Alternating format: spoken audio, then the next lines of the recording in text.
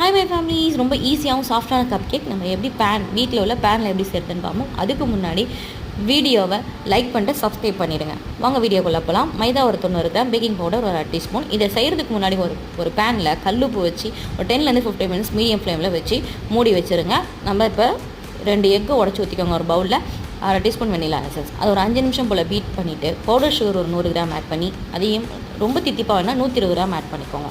நல்லா மிக்ஸ் பண்ணிட்டு பட்டர் ஒரு 100 கிராம், அதையும் நல்லா மிக்ஸ் ஆகிற வரைக்கும் பீட் பண்ணால் போதும்.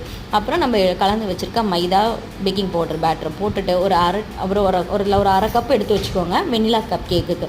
இதுலேயே ஒரு ஸ்பூன் கொக்கா பவுடர் ஆட் பண்ணிங்கன்னா சாக்லேட் கப் கேக் ரெடி ஆகிடும். அதுக்கப்புறம் வீட்டில் உள்ள கப்லேயே லைட்டாக எண்ணெய் தடவிட்டு நம்ம செஞ்சு வச்சுருக்க பேட்டரை நீங்கள் ஊற்றிக்கோங்க. சாக்லேட்டுக்கு தனியாக ஊற்றிக்கோங்க, இல்லை மிக்ஸ் பண்ணி ரெண்டையும் சாக்கோ வெண்ணிலா பண்ணுற மாதிரி பண்ணினாலும் பண்ணிக்கலாம். நம்ம வச்சு பேனில் வச்சு ஒரு 20 to 25 மினிட்ஸ் வச்சு இறக்குனிங்கன்னா சூப்பரான கப் கேக் ரெடி.